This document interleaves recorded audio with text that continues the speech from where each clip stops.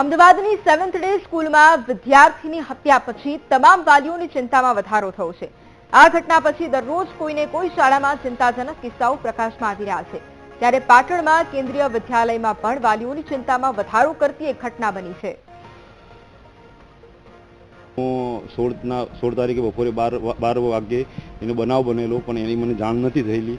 ટીચરે મને રૂબરૂ જાણ નથી કરેલ, પણ ઘરે આવેલે 16 તારીખે રાત્રે સાંજે 6 સાડા 6 વાગે દવા પીધેલ છે એવી મારે ફેમિલીથી મને જાણવા મળતા હું ડાયરેક્ટલી હોસ્પિટલમાં જ્યો ત્યારે ખબર પડી। ત્યારે મેં પ્રિન્સિપાલને જણાવ્યું, ફોન કર્યો કે સાહેબ આ શું ઘટના બની છે? તો પ્રિન્સિપાલ મને કહે હું લીવ પર છું, તમે તો એના ક્લાસ ટીચરને ફોન કરો। મેં એના ક્લાસ ટીચરને ફોન કર્યો તો એને ક્લાસ ટીચર એમ કહેવામાં આવ્યું કે અમે ભણવામાં ધ્યાન આપીએ, અમને છોકરા શું ઇતર પ્રવૃત્તિ કરે અમને કંઈ ધ્યાન ખબર નથી રાખતા, બરાબર તમારે જે થાય એમ કરજો કે। મેં કીધું ઓકે। પછી મેં બીજા દિવસે સવારે 9 વાગે સ્કૂલમાં ગયો એટલે મેં કીધું સાહેબ મને સીસીટીવી કેમેરા ચેક કરાવો, જેથી મને ખબર પડે કે મારી છોકરી સાથે શું ગુનો થયો।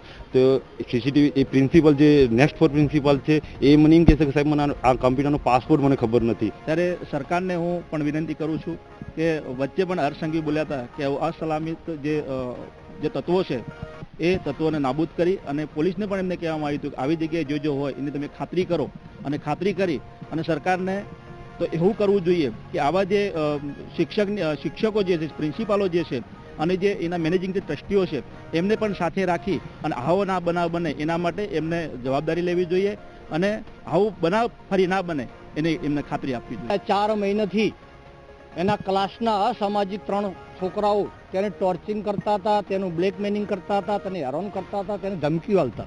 વારંવાર આ દીકરીએ પ્રિન્સિપાલને કીધું, એની ટીચર મેડમને કીધું, લાઇબ્રેરીમાં જે સર મેડમ છે એને કીધું, પણ આ લોકો વારંવાર દીકરીની કોઈ વાત સાંભળતા નહોતા।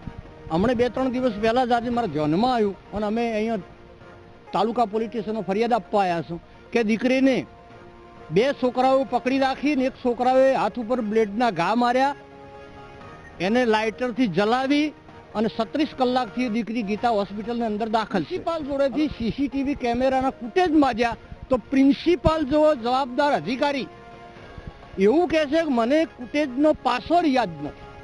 ખરેખર આ તો અંધેર કહેવાય। પાટણની અંદર શિક્ષણનું ધામ એટલે કે વિદ્યાર્થીઓ માટે સુરક્ષિત ના હોય એવી ઘટના પાટણની અંદર કેન્દ્રીય વિદ્યાલયની અંદર બનવા પામી છે। દ્રશ્યો બતાવવા માંગીશ કે આ પાટણથી ચોરમાળપુરા રોડ ઉપર આવેલી કેન્દ્રીય વિદ્યાલયના જે દ્રશ્યો આપ જોઈ શકો છો કે અહીંયા 2 દિવસ અગાઉ ધોરણ 8 ની અંદર અભ્યાસ કરતી 13 વર્ષની બાળ વિદ્યાર્થીની સાથે તેની જ ક્લાસરૂમના અંદર અભ્યાસ કરતા 2-3 જેટલા જે વિદ્યાર્થીઓ છે તે વિદ્યાર્થી દ્વારા આ વિદ્યાર્થીનીને પકડવામાં આવે છે। 2 વિદ્યાર્થી દ્વારા, તેમજ એક વિદ્યાર્થી છે આ વિદ્યાર્થીને બ્લેડ વડે પોતાના હાથ ઉપર એટલે કે વિદ્યાર્થીના હાથ ઉપર ચેકા મારે છે અને ત્યારબાદ જે ગેસ લાઇટર આવે છે તેના દ્વારા વિદ્યાર્થીને તેની આંગળીઓ ઉપર ડામ આલવામાં આવે છે। સમગ્ર બાબતે વિદ્યાર્થીનીએ શાળા પ્રશાસનને જાણ કરી, પરંતુ શાળા પ્રશાસન દ્વારા કોઈ પણ જાતની કાર્યવાહી ન કરતા અંતે પાટણ તાલુકા પોલીસ સ્ટેશને જે વિદ્યાર્થીની છે તેના પિતા દ્વારા ફરિયાદ બતાવવામાં આવી છે। પરંતુ સૌથી મહત્વની બાબત એ છે કે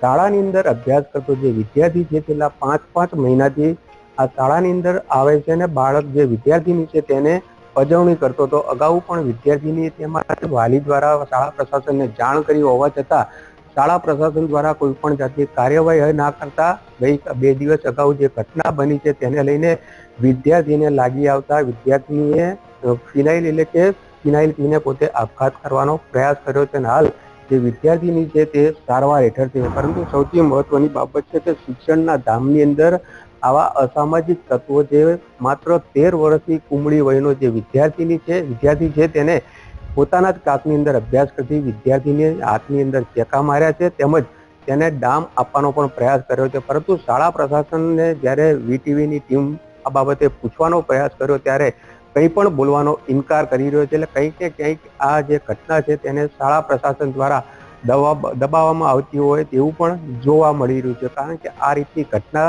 શાળાની અંદર બને છે તેમ છતાં શાળા દ્વારા કોઈ પણ જાતની કાર્યવાહી નથી કરવામાં આવતી। ત્યારે વાલીનો પણ આક્ષેપ છે કે શાળા પ્રશાસન દ્વારા પણ મારી વિદ્યાર્થીની જો આ ઘટના બાબતે કોઈને કહેવામાં આવશે તો તને એલસી આપી દેવામાં આવશે તેવી ધાક ધમકીઓ આપવામાં આવતી હતી। એટલે કહી શકાય કે આ ઘટનાની અંદર હવે પોલીસ ફરિયાદ થઈ છે અને પોલીસ કઈ દિશાની અંદર તપાસ કરે છે તે જોવાનું રહ્યું। ભરત પ્રજાપતિ, વીટીવી ન્યૂઝ, પાટણ।